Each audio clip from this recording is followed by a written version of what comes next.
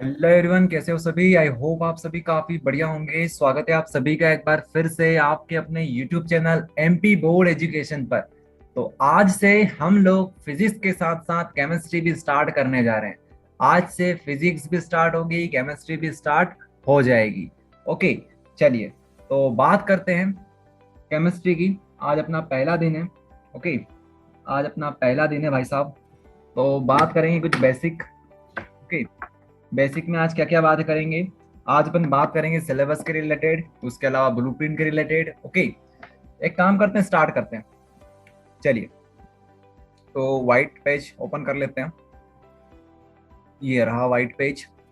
Okay, देखिए, सबसे पहला क्वेश्चन हमारे माइंड में ये आता है। ओके, केमिस्ट्री से रिलेटेड हमारे माइंड में ये आना चाहिए, अगर नहीं आता है तो केमिस्ट्री कितनी लेंदी है। केमिस्ट्री कितनी लेंदी है। लेंदी का मतलब ये होता है चैप्टर नंबर 2 से स्टार्ट इस बार हम करेंगे, जिसका तो हम लोग चैप्टर नंबर 16 हमारा एंड होता है केमिस्ट्री का, लेकिन 16 हमारा रिड्यूस हो चुका है तो 15 तक हम बात करेंगे। ओके, बीच बीच में काफी सारे चैप्टर ऐसे हैं जो रिड्यूस हो चुके हैं। तो अपना क्वेश्चन ये होता है कि कब तक हम लोग केमिस्ट्री को फिनिश कर लेंगे। ठीक है, कब तक हमारा सिलेबस फिनिश हो जाएगा। अगर हम आज से स्टार्ट करते हैं तो कब तक हमारा सिलेबस पूरी तरह से फिनिश हो जाएगा। ठीक है, तो यहां से एक और क्वेश्चन निकलता है कि कितनी केमिस्ट्री लेंदी है, कितनी लंबी है ये केमिस्ट्री, खत्म करने में कितना टाइम लग जाएगा हमें। देखिए, जो केमिस्ट्री क्लास 12th की है ना, ये लेंदी तो नहीं है। लेंदी बिल्कुल नहीं है। ठीक है, लेंदी नहीं है। लेकिन यहां पर एक सेक्शन आता है ऑर्गेनिक केमिस्ट्री करके। ऑर्गेनिक केमिस्ट्री करके एक सेक्शन आता है हमारे पास। ठीक है, ऑर्गेनिक केमिस्ट्री के अंदर आप क्या क्या पढ़ोगे। उसके अंदर आप 4 चैप्टर पढ़ने वाले हो। चैप्टर नंबर 10 होता है, 11 होता है, 12 होता है और 13 होता है। ठीक है, ये जो सेक्शन है, ये बच्चों द्वारा काफी हार्ड माना जाता है कि ये बहुत मुश्किल है। लेकिन अगर आप लोग अच्छे से पढ़ाई करते हो तो ये कोई मुश्किल नहीं है। अगर आप ऑर्गेनिक केमिस्ट्री को हटा देते हो तो इस बार की जो केमिस्ट्री है, क्योंकि काफी सारी चीजें रिड्यूस हो चुकी है, तो बहुत इजी है। केमिस्ट्री बहुत इजी है इस साल। लेकिन एक जो चीज है जो इसको मुश्किल बनाती है वो है ऑर्गेनिक केमिस्ट्री। ठीक है, तो ऑर्गेनिक केमिस्ट्री को अगर आप हटा देते हो तो पूरी केमिस्ट्री इजी है। ठीक है, तो यहां पर जो हमारा क्वेश्चन था अभी कि सिलेबस कब तक फिनिश हो जाएगा, उसका आंसर हम देने की कोशिश करते हैं।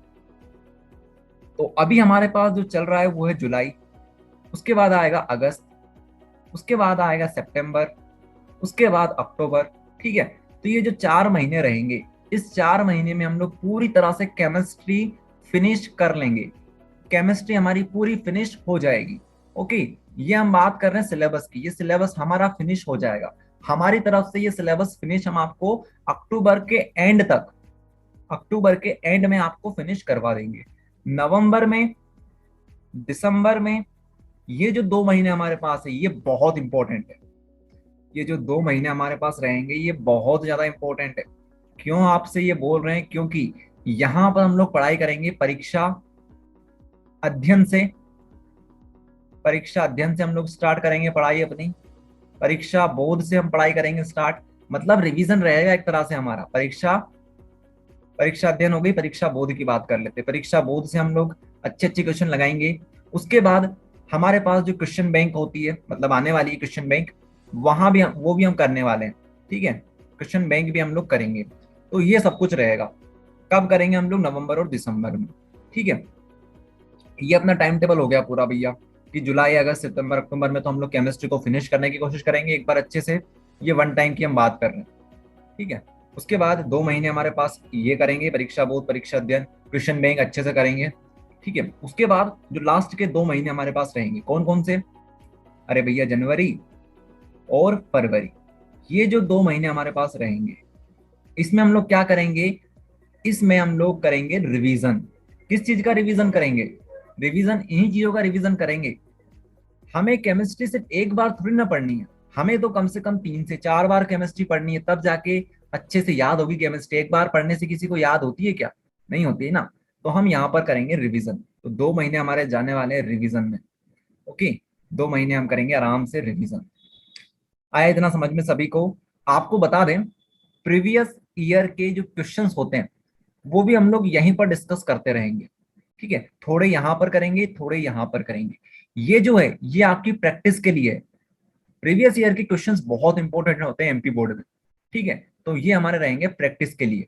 तो साथ ही साथ आपको ये भी हम लोग करवाते चलेंगे।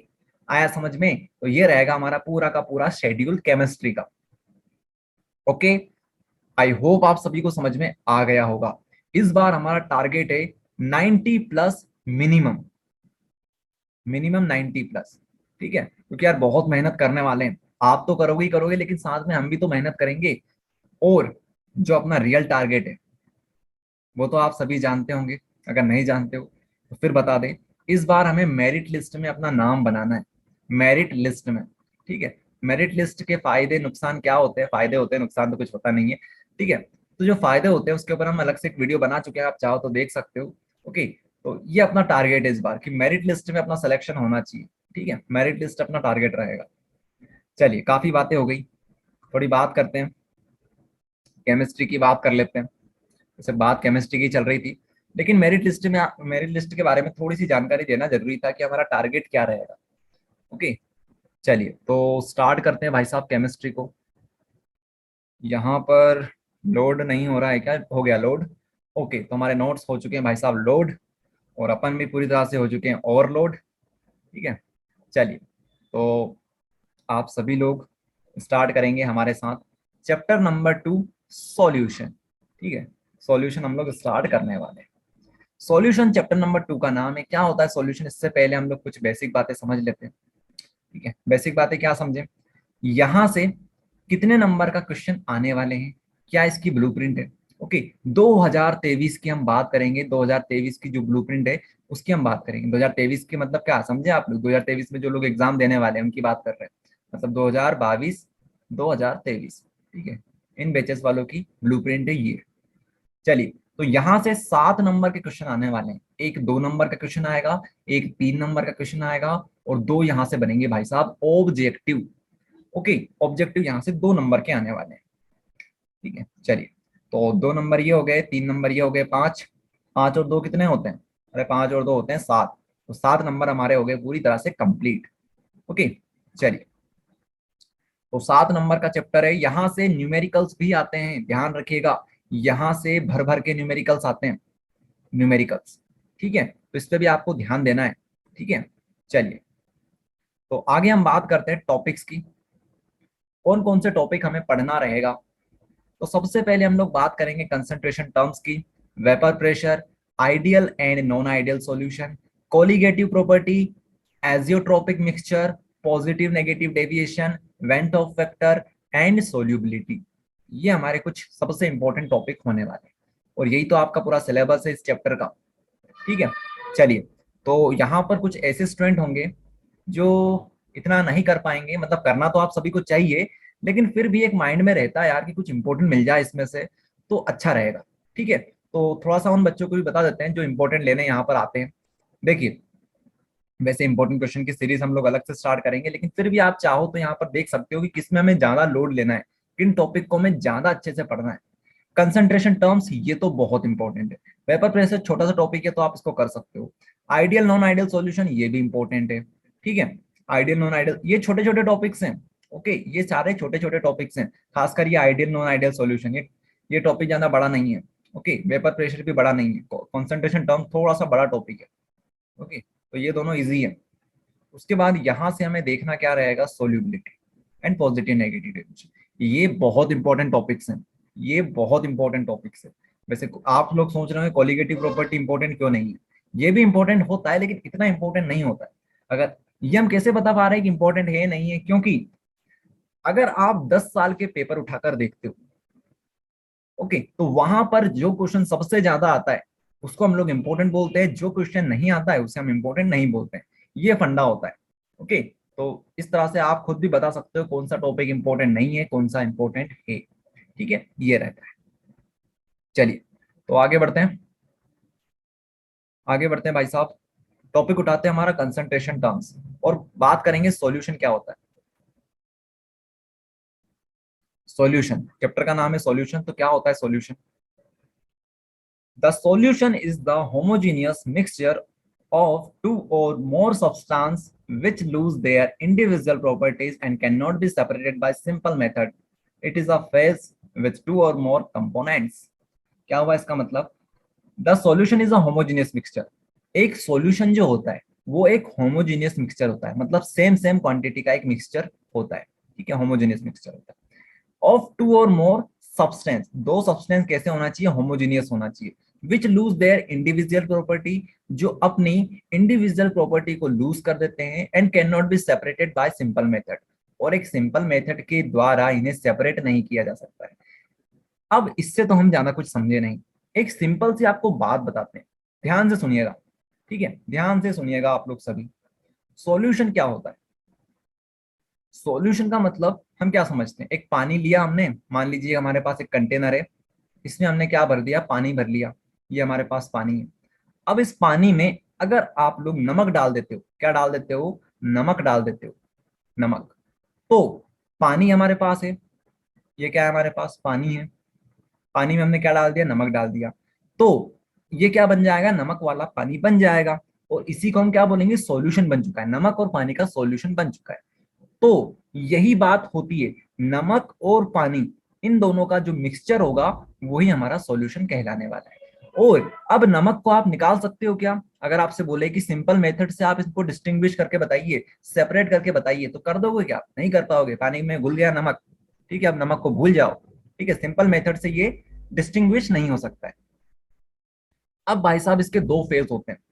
इसके क्या होते हैं? दो फेज होते हैं। कौन कौन से दो फेज होते हैं? दो फेज कौन कौन से होते हैं? अरे एक नमक हो गया, एक पानी हो गया, यही तो फेज है। नमक जो होता है उसको हम लोग सोल्यूट बोलते हैं, जो कम मात्रा में होता है उसको हम लोग सोल्यूट बोलते हैं, जो ज्यादा मात्रा में पाया जाता है उसे हम लोग सोलवेंट बोलते हैं। और दोनों के मिक्सचर से क्या बनता है? सॉल्यूशन बनता है। आया समझ में? सोलवेंट जो होता है वो ज्यादा क्वांटिटी में होता है, नमक जो होता है मतलब सॉल्यूट जो होता है वो कम मात्रा में डाला जाता है। आया समझ में सभी को? ये चीजें होती है सॉल्यूशन, इसी को बोलते हैं सॉल्यूशन। चलिए आगे बढ़े, आगे बढ़ते हैं। यहाँ पर थोड़ी सी प्रॉब्लम है लेकिन ठीक है, हो गया लोड। कल से ये प्रॉब्लम नहीं आएगी, इसको सॉल्व करने की कोशिश करेंगे। ओके, आज थोड़ी सी प्रॉब्लम आ रही है लेकिन कल से ये प्रॉब्लम नहीं आएगी, क्योंकि ये थोड़ा सा आगे पीछे हो जाता है। लोड होने में थोड़ा सा टाइम लगता है, लेकिन कल से टाइम नहीं लगेगा। ओके, कल से मतलब नेक्स्ट वीडियो से। ओके, आज का थोड़ा सा आप एडजस्ट कर सकते हो, वैसे हो चुका है लोड, टाइम वाली बात नहीं है। ओके, तो नेक्स्ट टॉपिक है हमारे पास, मतलब टॉपिक जो है हमारे पास वो है कंसंट्रेशन टर्म्स। ठीक है, कंसंट्रेशन टर्म्स पहला टॉपिक इस चैप्टर का आता है, कंसंट्रेशन टर्म्स। अभी हमने क्या देखा था? वो तो चैप्टर का इंट्रोडक्शन देखा था। Okay, concentration terms. तो कंसंट्रेशन टर्म्स हमारे पास दो प्रकार की होती है, एक वॉल्यूम रिलेटेड, एक होती है मास रिलेटेड। ठीक है, जहां पर मास, जहां पर वेट, वेट और मास दोनों एक ही होता है केमिस्ट्री की लैंग्वेज में। ओके, फिजिक्स में थोड़ा सा अंतर हो जाता है, लेकिन यहाँ पर हम बात एक ही करेंगे, मास बोल दो या वेट बोल दो एक ही बात है। वॉल्यूम, वॉल्यूम आप सभी समझते होंगे। वॉल्यूम रिलेटेड टर्म्स हम लोग यहाँ पर डिस्कस करेंगे। ठीक है, बहुत सिंपल चीजें हैं, कोई मुश्किल नहीं है। ठीक है, टेंशन वाली बात नहीं है। चलिए, तो वॉल्यूम रिलेटेड और एक हो गई हमारे पास मास रिलेटेड। चलिए, तो वॉल्यूम रिलेटेड टर्म्स और मास रिलेटेड टर्म्स, आपको धीरे धीरे चीजें समझ में आ जाएगी क्या कहना चाहते हैं हम लोग यहाँ पर। यहाँ पर हम लोग क्या कहना चाहते हैं आपको धीरे धीरे सब कुछ समझ में आएगा। वॉल्यूम रिलेटेड टर्म्स हमारे पास कुछ इस प्रकार की होती है, मास रिलेटेड टर्म्स हमारे पास कुछ इस प्रकार की होती है। अब नाम पढ़ने से अभी कोई मतलब है नहीं वैसे तो, क्योंकि हमें एक एक टॉपिक को अच्छे से पढ़ना रहेगा, उसके बाद हमें सारी चीजें समझ में आ जाएगी। ठीक है, जैसे वेट बाय वेट हो गया, वॉल्यूम बाय वॉल्यूम हो गया, मोलारिटी, नॉर्मालिटी, फॉर्मालिटी, इधर से molality, mole fraction, wait by wait, parts पर मिलियन, ये सारे टॉपिक हमें देखना रहेगा एक एक करके। तो स्टार्ट करते हैं। तो चलिए, वेट बाय वेट परसेंट समझते हैं, इसको क्या होता है wait by wait percent. Okay, एक एग्जांपल से आपको समझाने की कोशिश करते हैं। A solution of NaCl in water is 5% wait by wait. अब इसका मतलब क्या होता है? बहुत सिंपल है, वेट बाय वेट कोई मुश्किल नहीं है, काफी सिंपल होता है। A solution of NaCl in water is 5%, कि भैया जो NaCl है वो पानी में कितना घुला हुआ है? 5% वेट बाय वेट घुला हुआ है। इसका मतलब ये होता है कि 5% का मतलब यहाँ पर ये है वेट बाय वेट में, कि जो आपके पास NaCl है वो 5 ग्राम है। और क्या हो गया? जो सॉल्यूशन है आपका, सॉल्यूशन मतलब NaCl प्लस वाटर, ये क्या बनाएगा, एक सॉल्यूशन बनाएगा। ठीक है, तो सॉल्यूशन कितना है आपके पास, 100 ग्राम है, और 5% का मतलब हो गया 5 ग्राम। ठीक है, ये रहेगा, दोनों के दोनों ग्राम में आएंगे। क्यों आएंगे ग्राम में, क्योंकि वेट बाय वेट हम बताना चाह रहे हैं। देखो सिंपल सा मतलब है, फॉर्मूला कुछ इस तरह से बनेगा, mass of solute, mass of solute कितना हो गया, मास ऑफ सॉल्यूट, सॉल्यूट कितना होगा हमारे पास, यहां पर देखिए, mass of solute upon mass of solution into 100, wait by wait, मतलब ऊपर भी आपको वेट लेना है, नीचे भी आपको वेट लेना है, वेट और मास एक ही होता है, तो ऊपर भी मास नीचे भी मास। ठीक है, ऊपर सॉल्यूट आएगा, नीचे सॉल्वेंट सॉल्यूशन आएगा। ठीक है, ऊपर सॉल्यूट, नीचे पूरा का पूरा सॉल्यूशन आ जाएगा, और मल्टीप्लाई किससे कर देंगे, 100 से कर देंगे, क्योंकि हम लोग बात किसकी कर रहे हैं, परसेंट की कर रहे हैं, पर सेंट, सेंट मतलब होता है सेंचुरी, तो सेंचुरी मतलब 100। ठीक है, तो इस तरह से आपको समझना रहेगा, काफी सिंपल है। वेट बाय वेट मतलब दोनों का आपको मास लेना है। ठीक है, या फिर आप वेट लिख सकते हो, weight of solute, weight of solution into 100। अब एक क्वेश्चन सॉल्व करेंगे ताकि चीजें हमें और ज्यादा क्लियर हो जाएगी। ठीक है, 10 gram sucrose is dissolved in 100 gram of water. हमारे पास सुक्रोज कितना दे रखा है, कुछ भी हो सकता है सुक्रोज, ठीक है, शक्कर को ही बोलते हैं सुक्रोज, लेकिन ये क्या हो गया आपका, ये 10 ग्राम है, 10 ग्राम आपके पास सुक्रोज है। ओके, वो किसमें घुला हुआ है, वो 100 ग्राम के वाटर में घुला हुआ है। Find weight by wait percent, तो आपको निकालना क्या है, वेट बाय वेट परसेंट निकालना है, वेट बाय वेट परसेंट आपको निकालना है। तो कैसे निकालोगे, फॉर्मूला आपके सामने है, सुक्रोज कितना दे रखा है, 10 ग्राम, तो यहां पर आप कितना लिखोगे, यहां पर इस तरह से आप सॉल्व करोगे, ऊपर आ जाएगा 10, अपोन में क्या आएगा भाई साहब, mass of solution, mass of solution. तो सॉल्यूशन कितना दे रखा है हमें, 100 ग्राम, नहीं, 100 ग्राम तो वाटर है, और सॉल्यूशन किसको बोलते हैं, सॉल्यूशन बोलते हैं जब सुक्रोज, सुक्रोज और वाटर दोनों मिल जाएंगे।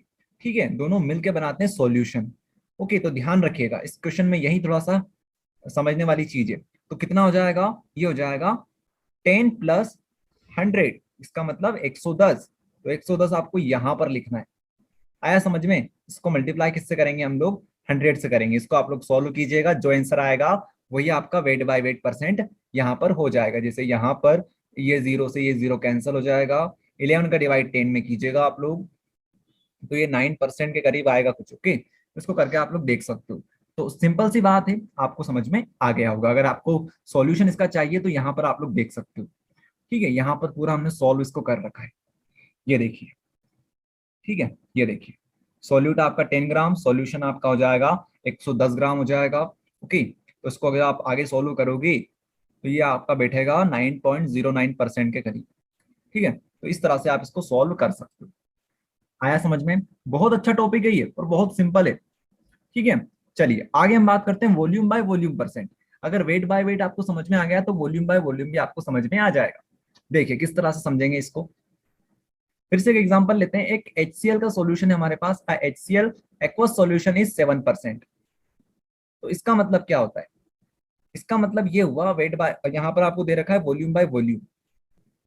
ठीक है, तो जहां जहां पर हम लोग ग्राम लिख रहे थे वहां पर हम क्या लिखेंगे, मिलीग्राम, मिलीलीटर लिखेंगे, क्योंकि हम बात किसकी कर रहे हैं, वॉल्यूम की बात कर रहे हैं। और वॉल्यूम रिलेटेड टर्म्स मतलब लीटर, मिलीलीटर, इस तरह से।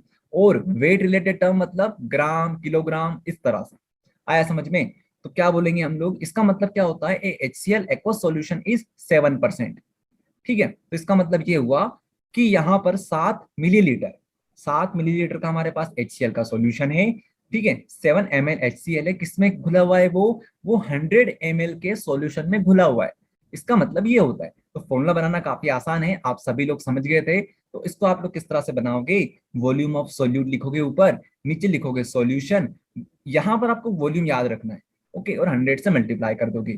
ठीक है, तो इस तरह से ये भी हमारा होता है कंप्लीट। तो हमने देखो कितनी जल्दी से वेट बाय वेट भी कर लिया और वॉल्यूम बाय वॉल्यूम भी कर लिया। तो इस तरह से हम आगे बढ़ते हैं। ठीक है, काफी सिंपल है, मतलब इतना कोई मुश्किल नहीं है। ओके, नेक्स्ट टॉपिक है हमारे पास weight by volume percent, weight by volume percent. ठीक है, वेट बाय वॉल्यूम परसेंट, तो जो ऊपर वाला रहेगा वो वेट होगा, नीचे वाला वॉल्यूम रहेगा। तो फॉर्मूला क्या बनेगा, ऊपर आएगा मास, नीचे आएगा वॉल्यूम। आया इतना समझ में। ठीक है, इस तरह से हम लोग इसको बना सकते हैं। तो भैया सॉल्यूट क्या रहेगा, सॉल्यूट का मास लेंगे, और सॉल्यूशन किसमें लेंगे, वॉल्यूम में लेंगे।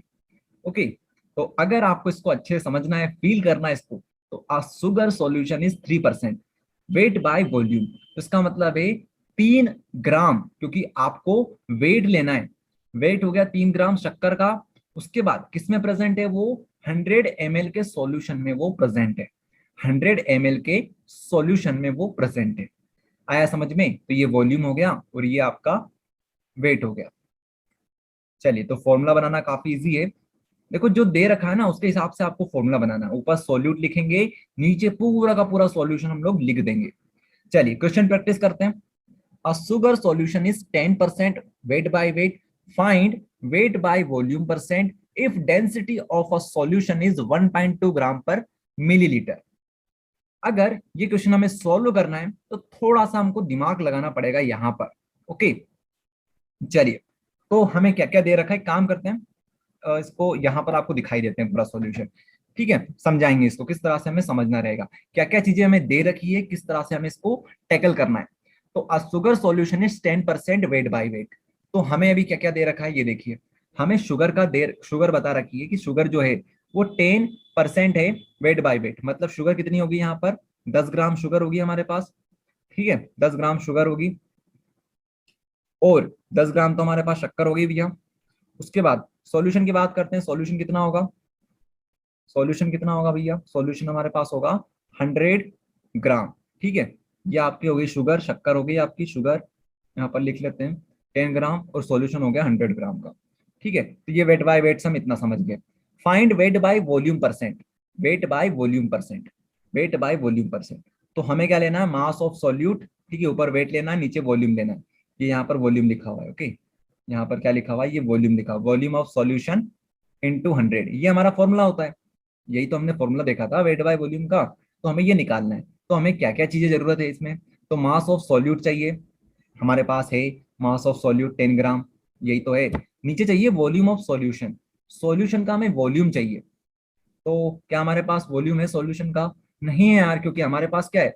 हमारे पास तो वॉल्यूम नहीं है, हमारे पास मास है। सॉल्यूशन का क्या है? हमारे पास मास है, मास, या फिर आप वेट बोल सकते हो। ठीक है, वेट मास हमारे पास है, हमारे पास वॉल्यूम नहीं है। लेकिन हमें एक चीज दे रखी है उन्होंने। क्या चीज दे रखी है? खाने की चीज नहीं है, समझने की चीज है। ठीक है, 1.2 ग्राम ml, या इसकी डेंसिटी दे रखी है। ठीक है, डेंसिटी दे रखी है, ये हमको डेंसिटी दे रखी है। ठीक है, किसकी दे रखी है? सॉल्यूशन की। और हमें सॉल्यूशन से तो मतलब है, सॉल्यूशन से हमें मतलब है। डेंसिटी क्या होती है? डेंसिटी होती है mass by volume, mass by volume. ठीक है, तो यहाँ पर सॉल्यूशन की डेंसिटी क्या बनेगी? Mass by volume, mass by volume हमें बनेगी। तो हमें क्या निकालना है? हमें निकालना है वॉल्यूम। हमें क्या निकालना है? वॉल्यूम निकालना है, क्योंकि हमें अगर वॉल्यूम यहाँ से मिल जाएगी, वॉल्यूम ऑफ सॉल्यूशन अगर हमें मिल जाएगा, तो हम यहाँ पर वैल्यू रख देंगे। ओके, तो पूरा हमारा सॉल्यूशन हो जाएगा। तो देखिए, कितना सिंपल सी चीज हमें यहाँ पर बता रखी है। आपको पहली बार जब इसको देखोगे तो आपको थोड़ा सा अचंभा हो सकता है कि यार क्या चीज बता रहे हैं सर, लेकिन धीरे धीरे आपको चीजें समझ में आएगी। ठीक है, इस तरह के क्वेश्चन ही आते हैं बस यहाँ से। ठीक है, देखिए, रो हमारी क्या हो गई? डेंसिटी हो गई, मास बाय वॉल्यूम। ठीक है, हम किसके निकाल रहे हैं? सॉल्यूशन के निकाल रहे हैं, सॉल्यूशन के निकाल रहे हैं। तो इसका मतलब ये होगा कि जो मास है वो भी सॉल्यूशन का है, वॉल्यूम है वो भी सॉल्यूशन की है। ठीक है, तो मास कितना दे रखा है हमें? मास हमें पता है, अभी थोड़ी देर पहले हमने बात करी थी। वेट बाय वेट का मतलब होता है कि यहाँ पर 10 ग्राम तो शक्कर है हमारे पास, और जो सॉल्यूशन है वो 100 ग्राम है। तो मास कितना है हमारे पास? इसी को हम आगे सॉल्व कर रहे हैं। यहाँ पर देख लीजिए, यहाँ पर मास हो जाएगा हमारे पास 100 ग्राम। ओके, नीचे जो वॉल्यूम हमारे पास है, वॉल्यूम कितनी है हमारे पास? वॉल्यूम तो निकालना भैया हमें, ये निकालना है। डेंसिटी कितनी दे रखी है? 1.2, 1.2 दे रखी है हमें, 1.2। तो एक काम करते हैं, ये जो v है, v को इधर ले जाते हैं, इसको इधर ले आते हैं। ठीक है, इससे हमारे पास v आ जाएगा। ओके, इस तरह से हमारे पास क्या आ जाएगा? v आ जाएगा। तो v इधर लिखेंगे, 1.2 को इधर लिख देंगे। तो 1.2 हम यहाँ पर लिखेंगे, और v हम लोग कहाँ पे लिखेंगे? यहाँ पर लिखेंगे। ठीक है, ये आ जाएगा। यहाँ पर क्या था? ग्राम पर ml। ठीक है, वैसे आप यूनिट ना लिखो तो भी कोई दिक्कत वाली बात नहीं है, वो तो वॉल्यूम तो ml में ही आएगा।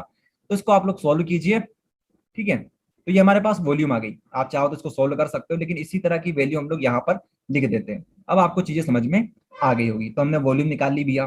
क्या निकाल ली हमने? वॉल्यूम निकाल ली। किसकी निकाली? सॉल्यूशन की। ओके, तो सॉल्यूशन की वॉल्यूम को हम लोग यहाँ पर रख देंगे, ये रख दिया हमने। ओके, चलिए, तो देखिए, ये हमने निकाला था, ये निकाल दिया। इस 100 से 100 कैंसिल हो गया। उसके बाद 1.2 जो है वो ऊपर चला जाएगा, मतलब कि इस तरह से है, 10 अपॉन में यहाँ पर 100 था, यहाँ पर 100 है। ओके, यहाँ पर अपॉन में 1.2 आया था, तो ये ऊपर चला जाएगा कि चला जाएगा, तो यहाँ पर हो जाएगा 1.2 इंटू 10। बाकी चीजें तो कट गई, ये यहाँ से ये कट गया। ओके, तो ये हमारे पास एक सॉल्यूशन बनता है। अब इसको आप लोग सोल्व करोगे तो यहाँ पर से पॉइंट हटाओगे तो यहाँ पर 10, 10 से 10 कैंसल, 1.2 आ गया, तो ये हमारे पास क्या आया, परसेंट आया। ओके, तो इस तरह से आप लोग सॉल्व कर सकते हो। ठीक है, अगर आप इसको नहीं समझ पा रहे हो अभी भी, तो आराम से ठंडे दिमाग से इसको करने की कोशिश करना।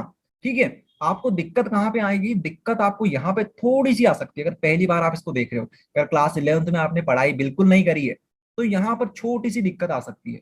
ओके, लेकिन आप क्या कर सकते हो, इसको याद कर सकते हो कि भैया डेंसिटी क्या होती है, मास बाय वॉल्यूम। अरे डेंसिटी क्या होती है, मास बाय वॉल्यूम। इस तरह से आप याद कर सकते हो। ठीक है, नो प्रॉब्लम। चलिए आगे बढ़े, आगे बढ़ते हैं।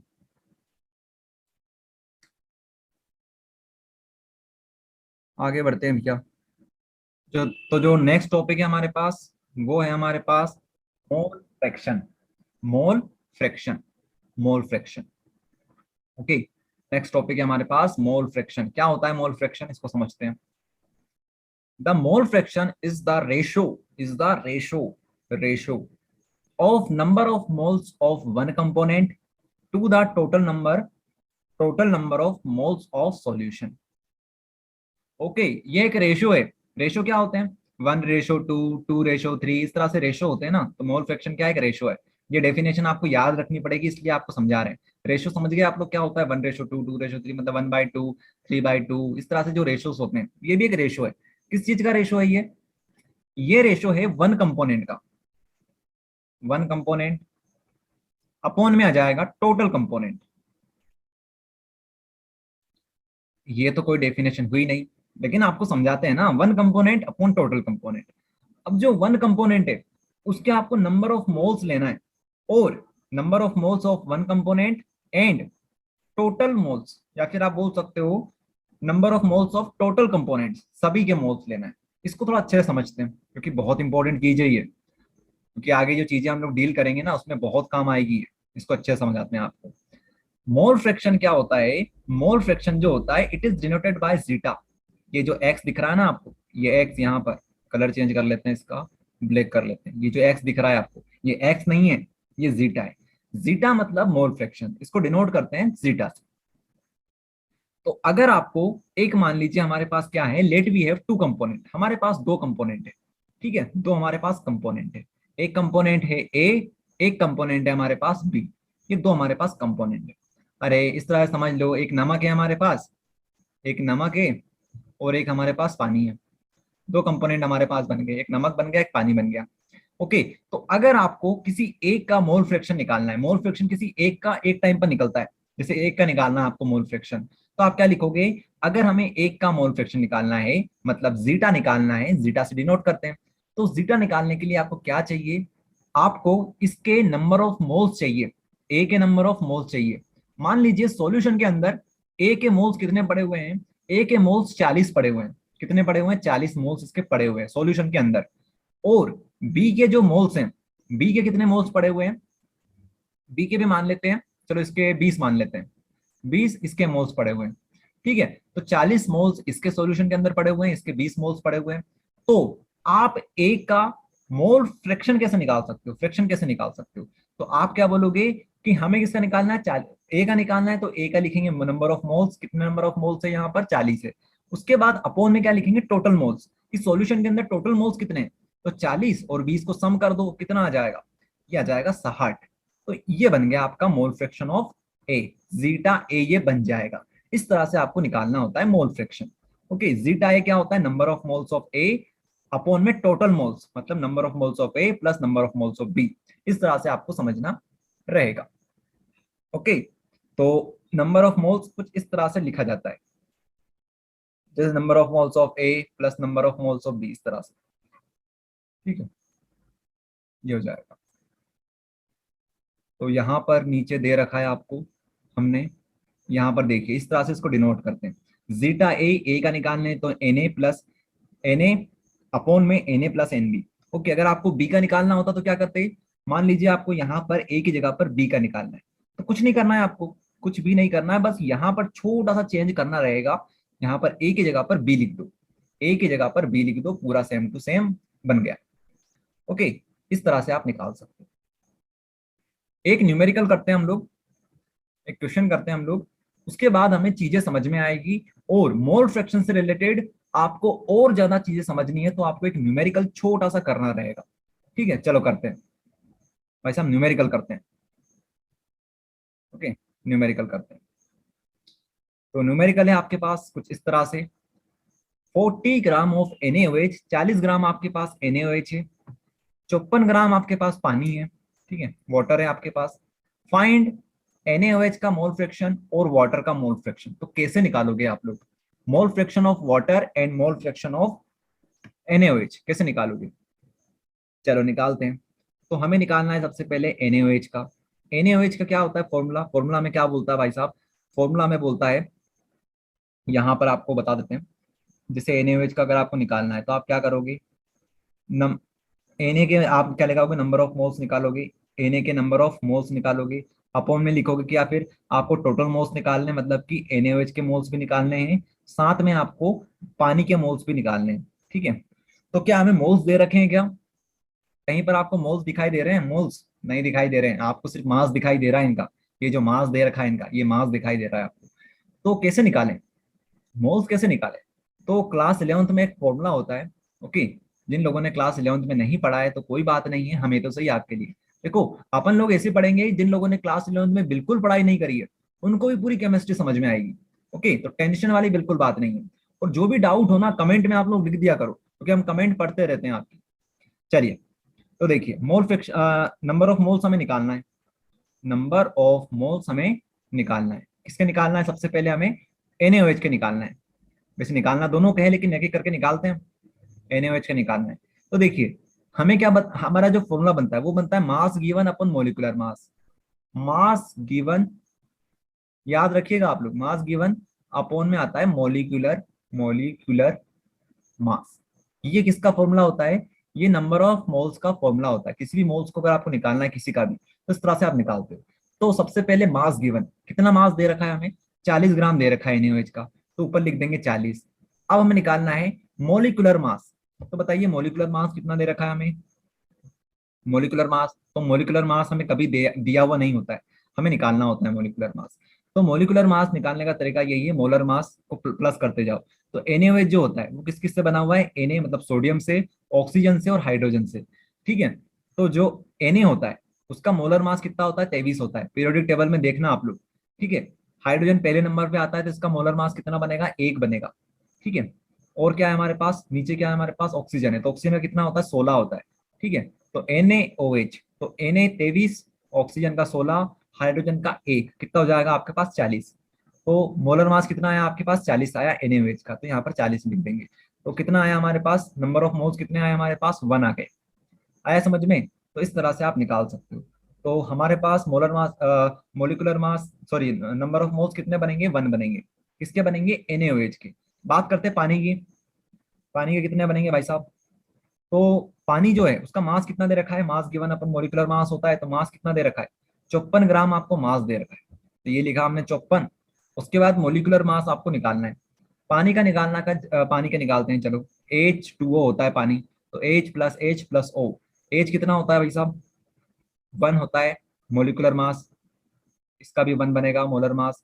ऑक्सीजन का कितना होता है? 16 होता है, तो जोड़ोगे तो कितना आएगा? 16 और 1 17, 17 और 1 18।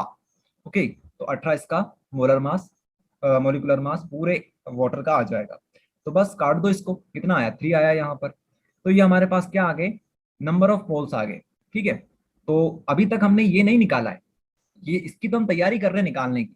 ठीक है, दोनों के हमारे पास मोल्स आ चुके हैं। ठीक है, तो NaOH के मोल्स कितने आए? 1 मोल पानी के, मतलब 1 मोल पड़े हुए हैं। उसके बाद पानी के कितने हैं? पानी के 3 मोल हमारे पास आए हुए हैं। ठीक है, तो 1 मोल NaOH का आया, 3 मोल हमारे पास पानी के आ गए। अब क्या करें? अब क्या करें? फॉर्मूले में हम वैल्यू पुट करते हैं। हमें निकालना है मान लो NaOH का, तो क्या करेंगे? NaOH का निकालना है तो हम क्या करेंगे भैया? NaOH का निकालना है तो NO का सबसे पहले लिखेंगे ऊपर, उसके बाद टोटल लिख देंगे। तो एक और 3 और 1 कितने होते हैं? 4 होते हैं, तो यहाँ पर 4 आ जाएगा इनको प्लस करके। तो 1/4 इसके मोल फ्रैक्शन आ जाएंगे। पानी की बात करते हैं, वाटर की बात करते हैं भैया।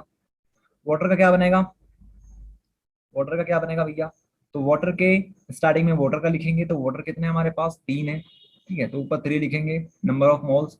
उसके बाद नीचे पूरे टोटल आ जाएंगे, टोटल कितने, 3 और 1 कितने होते हैं 4, 3/4 ये आ गए, ठीक है। तो पानी का भी निकाल लिया हमने मोल फ्रैक्शन और इसका भी निकाल लिया, ठीक है। तो ये हो जाएगा हमारे पास। अब आपको एक चीज बतानी है जो यहाँ पर है, देखिए ध्यान से, इसको लोड हो जाने देते हैं, ठीक है, हो गया लोड। ये देखिए, ये इस तरह से हमने निकाले थे, तो 1/4 मतलब 0.25, 3/4 0.75। जब भी आप फिर से इनको जोड़ोगे, जितने कंपोनेंट सॉल्यूशन के अंदर पड़े हुए हैं उनके अगर आप मोल फ्रैक्शन को जोड़ोगे तो हमेशा 1 आएगा। आप जोड़ के देख लीजिए, इसको सम करके देख लीजिए, इसको सम करके देख लीजिए, 1 ही आएगा। मतलब इसको सम करिए और इसको सम करिए, 1 ही आएगा। ओके, इसका रीजन क्या होता है, क्योंकि मोल फ्रैक्शन है ये। अरे फ्रैक्शन का मतलब यही तो होता है, ठीक है। तो मोल फ्रैक्शन हमेशा ये होते हैं, और मोल फ्रैक्शन जो होते हैं, फ्रैक्शन हमेशा यूनिटलेस होते हैं, ठीक है। Mole fraction is always unitless. तो क्वेश्चन करने में आपको मजा आया होगा। ओके, इस क्वेश्चन को आप लोग एक बार और ट्राई करिएगा अपने हिसाब से। ओके, अपने मन से आप लोग इसको ट्राई कीजिएगा। ओके, काफी इंपॉर्टेंट ये क्वेश्चन है, ठीक है। याद रखिएगा zeta A plus zeta B is equals to 1, ये ऑब्जेक्टिव में काफी इंपॉर्टेंट हो जाता है। ओके, चलिए, तो इस तरह से ये मोल फ्रैक्शन हमारा हो गया फिनिश। इसके आगे की कहानी हम लोग डिस्कस करेंगे कल, ठीक है। तो आप सभी लोग तैयार रहिएगा नेक्स्ट लेक्चर के लिए, तब तक के लिए पढ़ाई करें आप लोग। जय हिंद।